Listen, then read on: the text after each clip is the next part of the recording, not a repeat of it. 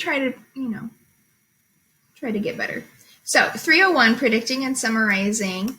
This is where we're at today. So our lesson is going to get broken up into two parts. Predicting, this is the bigger part of the lesson because we're looking at making predictions using cause and effect relationships.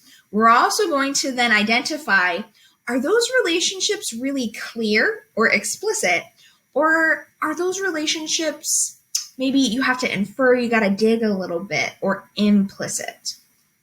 And then we will talk very briefly about summary. So cause and effect, we're looking at predictions and making predictions with cause and effect. In English, what we do is we introduce a topic to you and we wrap back around a little bit later and we take it to the next level. We've talked about drawing conclusions in this class. This is really similar, making predictions and drawing conclusions, but we're looking at how do you do that with a cause and effect relationship. Okay, so a cause is the reason for the event, and then the effect is the outcome of that event. I've got a little cartoon here. We've got this dad saying, "What do you mean it just happened? Didn't we just discuss cause and effect?"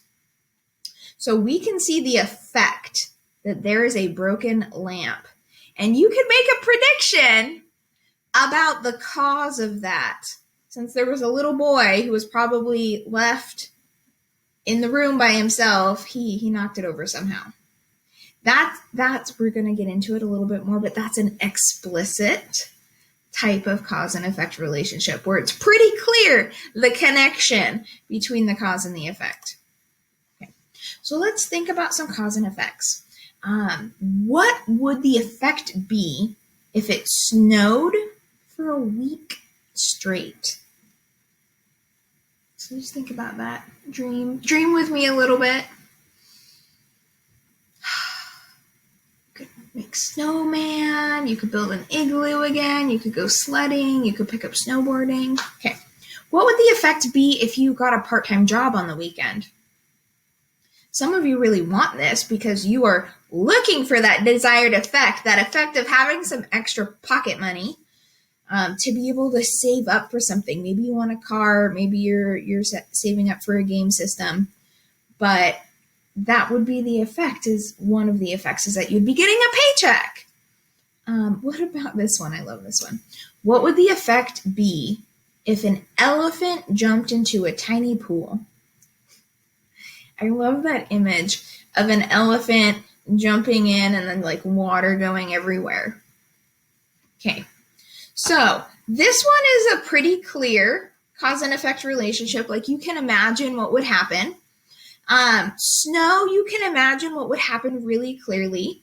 And the part-time job even, you know that you're going to have cash or paycheck, but there might be some other effects of having a job that you haven't thought of. So let's watch a couple of these and see, can you guess in your brain what's going to happen next? So we're going to practice predicting. We're going to practice predicting with videos.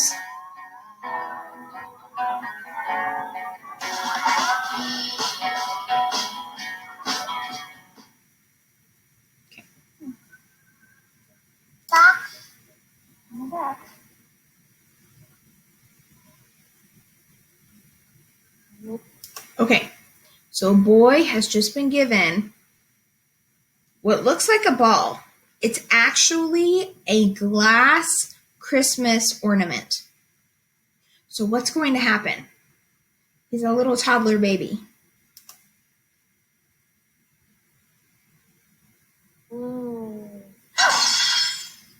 Got that one on video. Mm-hmm. Was that right?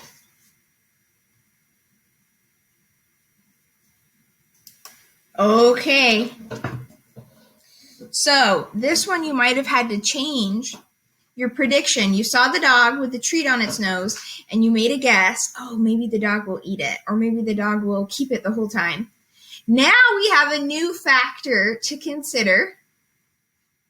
What's going to happen?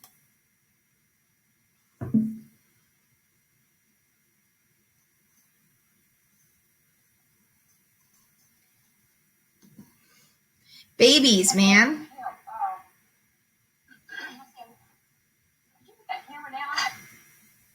So she is carrying a huge sheet cake.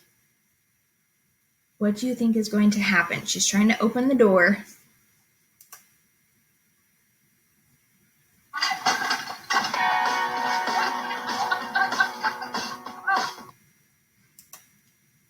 love that one so much. Okay, so if you guessed that someone was going to open the door and it was going to smack her in the face, congratulations. But this is, in my brain, this was more of a surprise. I didn't understand that this was going to happen. I thought it was just going to fall and be a sad moment. But this is funny because we didn't expect it to happen. So sometimes cause and effects can be funny too. Okay. Now let's look back here. And let's talk about predicting and outcomes.